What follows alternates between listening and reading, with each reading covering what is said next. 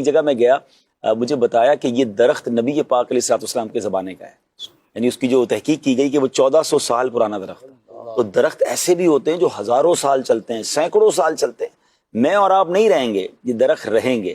اب دیکھیں نا، کبھی کبھی ہم ان گرمیوں میں دیکھ لیں، گاڑی والے دیکھتے ہیں یار کوئی چھاؤں مل جائے، کوئی درخت مل جائے، گاڑی پارک کر دیں۔ ہم گاڑی کے لیے درخت ڈھونڈتے ہیں، درخت لگاتے کیوں نہیں ہے؟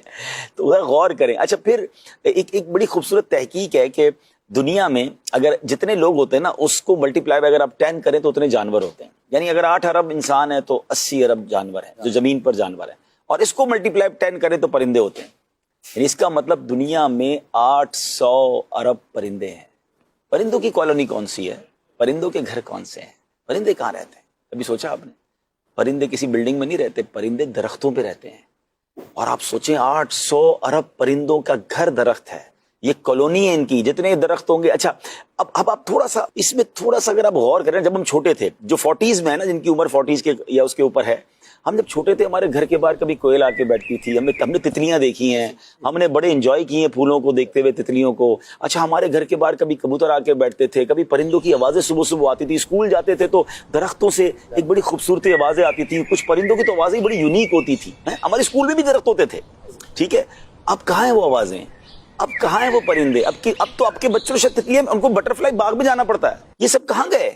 یہ غور کرنے والی بات ہے۔ شہر کراچی والوں سے میں بات کر رہا ہوں، ہو سکتا ہے گاؤں میں ابھی بھی نظر آتی ہوں۔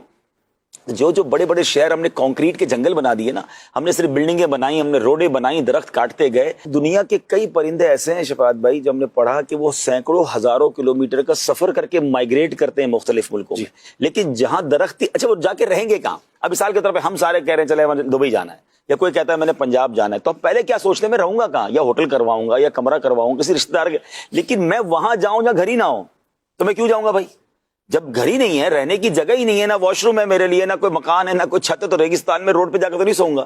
تو بندہ وہاں ٹریول ہی نہیں کرتا کہ جہاں گھر نہ ہو۔ تو اب جن شہروں میں گھر ہی نہیں ہے پرندوں کے، تو وہ پرندے کیوں آئیں گے ہمارے پاس؟ وہ اللہ کی مخلوق کیوں آئے گی؟ بلکہ میں نے ایک تحقیق پڑھی تھی، میں بھول گیا وہ کون سے جانور کی بات ہو رہی تھی، کہ کسی ملک میں کسی ایک جانور کو جو ہے نا وہ مارنے کا یا دور کرنے کا بنا، اور اس کے خلاف وہ کی گئی، تو پتہ چلا کہ وہ جب جانور ختم کیا گیا تو اس ملک میں اتنے حشرات الارض بڑھ گئے، اتنے کیڑے مکوڑے بڑھ گئے، کہ بعد میں پتہ چلا کہ وہ جانور تو ان کو کھاتا تھا، ہم نے اس جانور کو ختم کیا تو یہ ہمارے لیے وبا کھڑی ہو گئی۔ تو بہت ساری چیزیں سسٹم کا حصہ ہوتی ہیں کہ کسی چیز کے لیے کیا صفائی اس سے ذریعے ہو رہی ہوتی ہے، کس کے ذریعے کیا بہتری ہو رہی ہوتی ہے۔